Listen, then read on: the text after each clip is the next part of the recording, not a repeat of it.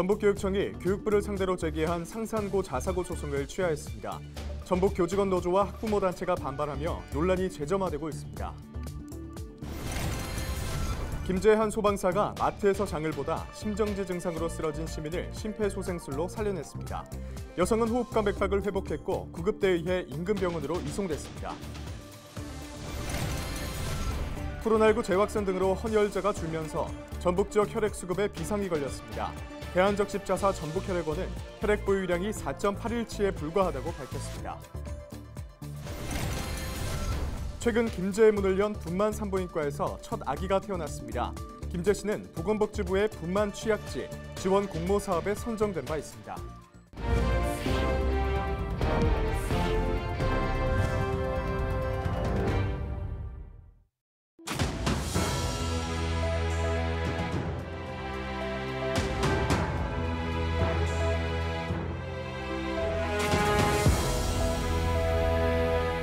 여러분 안녕하십니까? 헬로티비 전북뉴스입니다.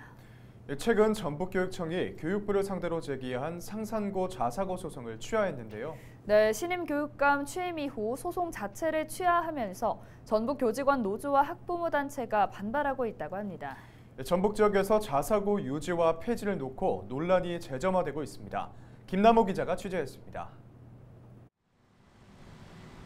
전북교육청은 지난달 말 대법원에 상산고의 자사고 지정 취소 소송 취하서를 제출했습니다. 전북교육청은 전국의 시도교육청이 자사고 지정 취소 소송에서 패한 사례를 들며 승소 가능성이 적다고 주장하고 있습니다.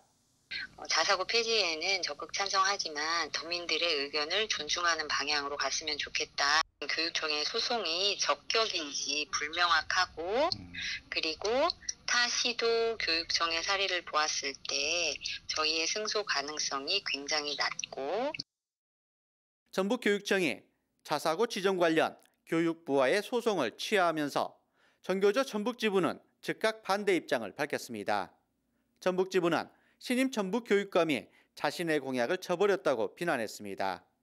또 소송 취하를 하고 나서 한 달 가까이 관련 내용을 밝히지 않은 점도 문제로 지적했습니다. 서구석 교육감도 선거 시기에 그런 자사고와 같은 특권 학교를 반대하는 것을 이제 공약으로 이야기했었기 때문에 이번 소취하는 그런 공약을 뒤집은 것이다. 굉장히 잘못된 것이다라고 판단을 하고 있습니다. 전북 지역 학부모 단체들도 자사고는 특권과 경쟁을 조장한다며 교육청의 입장 선회를 비판했습니다. 사전에 어떤 이런 것에 대한 의견을 조율하거나 우리가 알 수 있거나 뭐 이런 과정이 전혀 없었고 상산고 같은 경우는 지역 학생뿐만 아니라 외지에서도 학생들이 좀 많이 오는 편이고 또 설립 취지에 맞게 운영되는 것도 아니고 어떤 특정한 한 과를 가기 위해서 굉장히 달리는 학교이다 보니 이런 거에 대해서 굉장히 많이 반대를 해왔었고 전북교육청은 김승환 전 교육감 재임 때인 지난 2019년 상산고에 대해 자사고 재지정을 취소했지만 교육부가 부동의 결정을 내렸습니다. 당시 전북교육청은 대법원에 부동의 처분 취소 소송을 제기했지만 이번 소송 취하로 상산고의 자사고 지정 취소를 둘러싼 법적 문제는 일단락되게 됐습니다.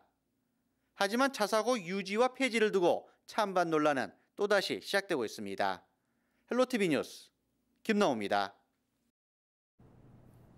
김재한 소방사가 마트에서 장을 보다 심정지 증상으로 쓰러진 시민을 심폐소생술로 살려냈습니다. 김제 소방서 금산 119 안전센터에서 근무하는 박성현 소방사는 지난 15일 오전 11시 10분쯤 전주의 한 마트에서 장을 본 뒤 계산하려던 중 50대 여성이 갑자기 쓰러지는 것을 목격했습니다. 여성은 호흡과 의식, 맥박이 없는 상태로 당장 응급 조치가 필요한 상황이었습니다. 박 소방사는 바로 심폐소생술을 실시했고 마트 직원에게는 119에 신고해달라고 부탁했습니다. 여성은 호흡과 맥박을 회복했고 이후 신고받고 출동한 구급대가 인근 병원으로 안전하게 옮겼습니다. 박 소방사는 소방관이 됐을 때 초심을 실천할 수 있도록 노력하겠다며 모든 시민이 심폐소생술을 익혀 응급 상황에 빠르게 대처할 수 있으면 좋겠다고 말했습니다. 지난 6월 김제의 문을 연 분만 산부인과에서 첫 아기가 태어났습니다. 김제시 보건소는 지난 18일 김제 우석병원 분만산부인과에서 몸무게 4.56kg의 남자아이가 건강한 상태로 태어났다고 전했습니다. 김제시가 보건복지부의 분만취약지 지원 공모 사업에 선정되면서 24시간 분만할 수 있게 된 겁니다. 김제 지역은 지난해 분만산부인과가 운영을 중단하면서 임산부들이 불편을 겪은 바 있습니다. 우리 김제시의 저출산 극복 및 또한 산모들의 안전한 출산을 위해서 앞으로 더욱더 노력하겠습니다. 전북 지역에서 2,528명이 코로나19 확진 판정을 받았습니다.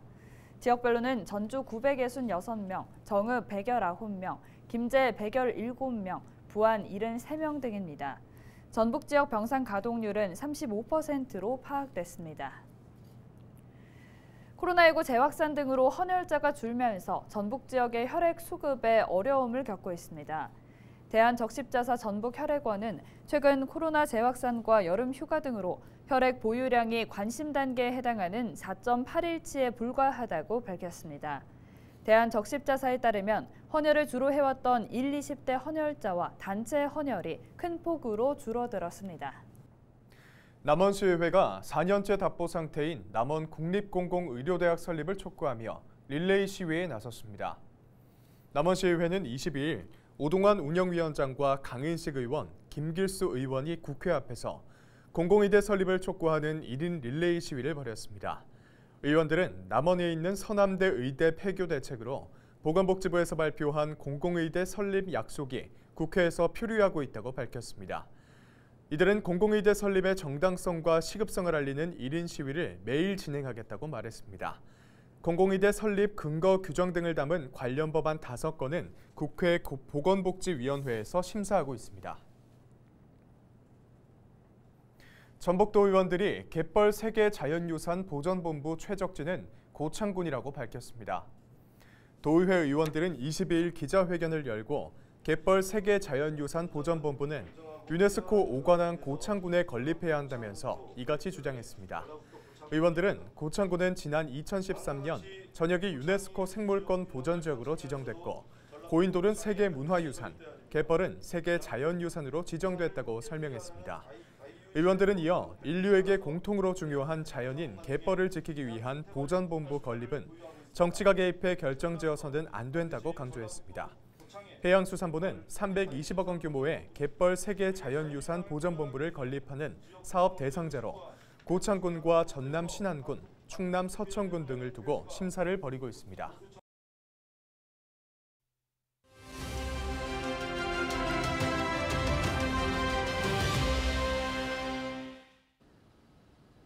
가을이 오면 눈부신 아침 햇살에 비친 그대의 미소가 아름다워요. 네, 이제 가을 노래를 불러도 되는 걸까요? 23일은 모기의 입이 비뚤어진다는 처서입니다. 선선한 가을을 맞이하는 절기인데요. 하지만 여전히 늦더위가 기승을 부리면서 가을은 멀게만 느껴지죠. 기후학적으로 가을의 시작은 하루 평균 기온이 20도 미만인 날이 9일 이상 지속되는 첫날로 정의합니다. 하지만 지난 열흘간 평균 기온은 30도가 넘었고요. 처서인 23일 이후에도 30도에 가까운 기온이 이어질 것으로 전망됩니다. 기상청에서 최근 30년간 24절기별 평균 기온 변화를 분석했는데 처서의 평균 기온은 과거 30년 대비 1도 높아진 것으로 나타났습니다. 이 또한 인간의 욕심이 가져온 재앙, 바로 지구 온난화 또 기후 변화의 영향이겠죠. 데일리 브리핑이었습니다.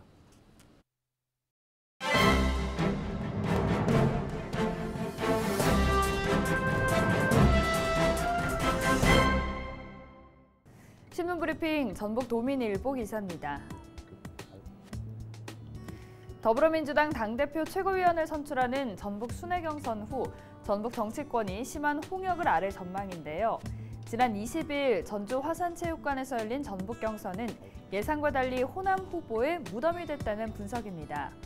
전북 장수가 고향인 박용진 당대표 후보의 전북 지역 권리당원 득표율은 23.19%에 그쳤으며 최고위원 경선에서도 남원이 고향인 윤영찬 후보는 7.31%, 호남 단일 후보로 나선 송갑석 후보의 득표율은 5.82%로 8명의 후보 중 6위와 7위를 기록했습니다.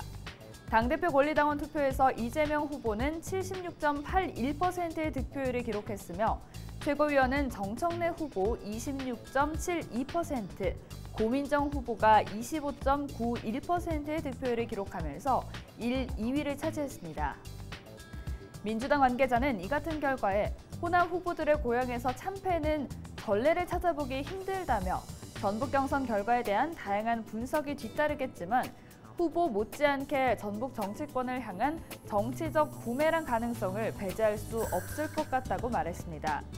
박용진 당대표 후보를 비롯해 송갑석, 윤영찬 최고위원 후보의 전북 경선 참패는 중앙에서 전북 정치권의 존재감 상실을 가속화하는 촉매제로 작용할 것으로 관측됩니다.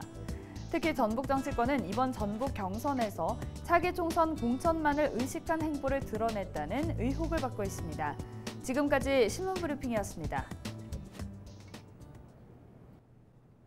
김제의 한 가전제품 판매업체가 지역 내 홀몸 어르신 가정에 선풍기 100대를 선물했습니다.